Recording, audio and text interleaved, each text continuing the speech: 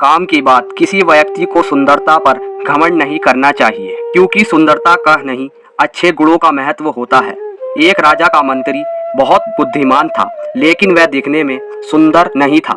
एक दिन राजा ने मंत्री से कहा कि आप बुद्धिमान हैं, लेकिन आप सुंदर भी होते तो अच्छा रहता। कभी भी सुंदरता को नहीं, व्यक्ति के गुणों को देखना चाहिए। गुणों से ही व्यक्ति की असली पहचान होती है।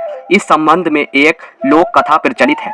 कथा के अनुसार पुराने समय में एक राजा बहुत सुंदर था। इसी वजह से उसे अपने सुंदर चेहरे पर बहुत घमंड था। राजा के महामंत्री बहुत विद्वान थे, लेकिन वह दिखने में सुंदर नहीं थे। मंत्री का रंग सांवला था और चेहरे पर भी कई छोटे छोटे निशान थे। एक दिन राजा मजाक के मूड में था। उसने अपने मंत्री से कहा कि आप बुद्धिमान हैं, लेकिन अगर आप सुंदर भी होते तो अच्छा रहता। महामंत्री समझ गए कि राजा उनकी खिंचाई कर रहे हैं। मंत्री ने राजा से कहा कि राजन, रूप रंग तो उम्र के साथ नष्ट हो जाता है। अच्छे इंसान की पहचान उसके गुणों से और ज्ञान से होती है। राजा ने मंत्री से कहा कि जो आप बोल रहे हैं, क्या इसे साबित भी कर सकते हैं? मंत्री कहा कि ठीक है महाराज, मैं ये बात कल साबित कर दूंगा। उस समय गर्मी के दिन थे। दरबार खत्म होने के बाद महामंत्री ने राजा के पास रखा मिट्टी का मटका हटा दिया और उसकी जगह सोने का कलश रखा और उसमें पानी भर दिया। कलश को कपड़े से ढक दिया। अगले दिन दरबार लगा। राजा और सभी दरबारी उपस्थित थे। दोपहर में गर्मी बहुत बढ़ गई थी। राजा को प्यास लगी तो उसने सेवक से पानी लाने के लिए कहा।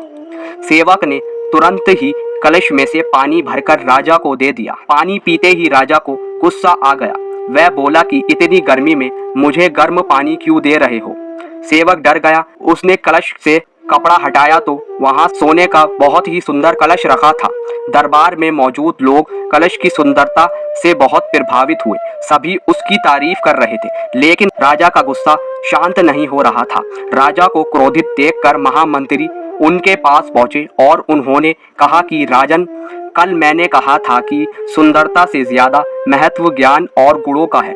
सोने का कलश सुंदर है, लेकिन ये पानी ठंडा नहीं कर सकता, जबकि कुरूप काली मटकी पानी को ठंडा रखती है। इसलिए पीने के पानी के लिए मटकी रखी जाती है, सोने का कलश नहीं। व्यक्ति के गुणों ही उसे उपयोगी बनाते हैं। सुंदरता देखकर किसी भी व्यक्ति को परखना गलत होता है। अब आप ही बताइए, रूप बड़ा या गुण और बुद्धि?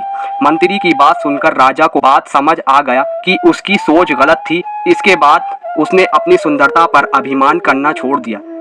अगर आपको इस कहानी से कुछ भी सीखने को मिलता है तो चैनल को सब्सक्राइब जरूर करें। धन्यवाद।